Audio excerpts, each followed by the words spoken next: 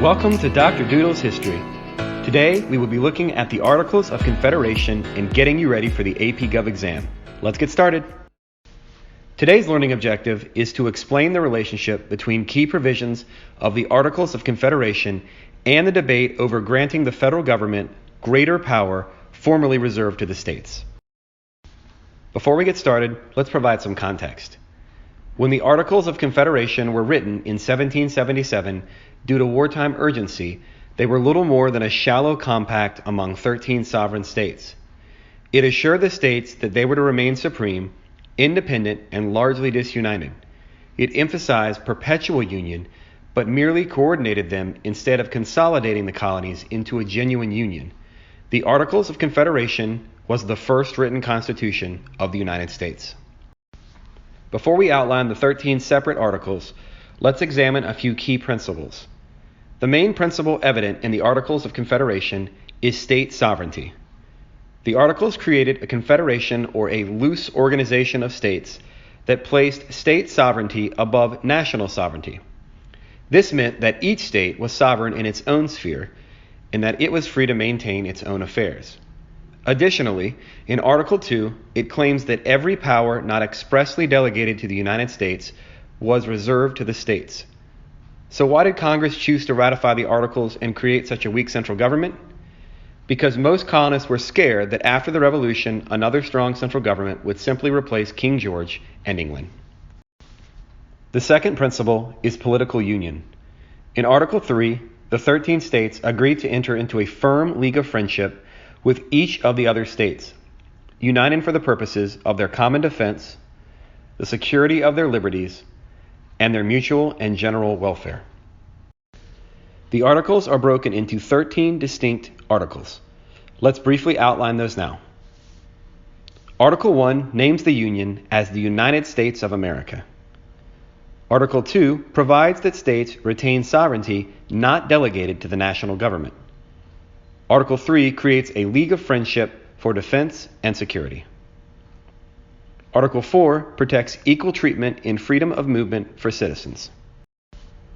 Article 5 allocates one vote in Congress for each state. Article 6 gives the national government the power to declare war.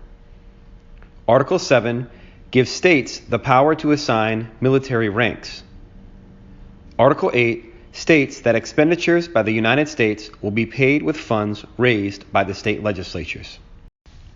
Article 9 gives Congress the power to declare war and peace, appoint tribunals for crimes on the high seas, regulate the post office, and request requisitions from the states. 9 states are required to consent to declare war. Article 10 allows a committee of the states to exercise the powers of Congress when Congress is not in session. Article 11 provides that Canada may join the Union. Article 12 provides that the Confederation accepts the war debt. Article 13 provides the amendments require approval of all state legislatures. There were 6 main weaknesses that plagued the Articles of Confederation.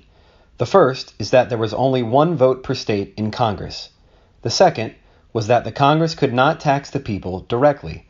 The third is that there was no executive branch to make decisions.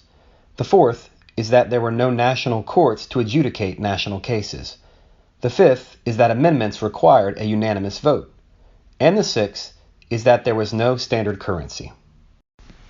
Now let's look at problems with the Articles that were solved by the Constitution. First, in the Articles, each state has one vote in Congress, regardless of size.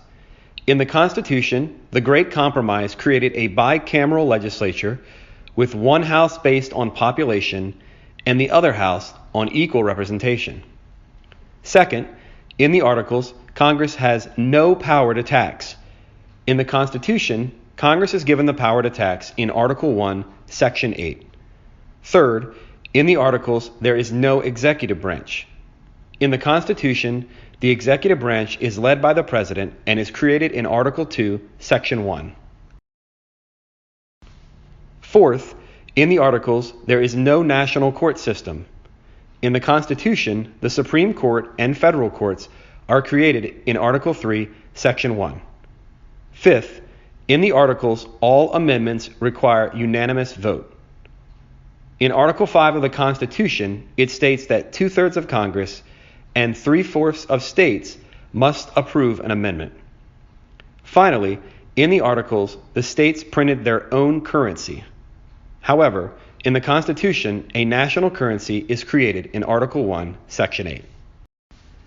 After the Revolutionary War was over, a farmer from western Massachusetts named Daniel Shays, along with other farmers, had their farms foreclosed on by the banks.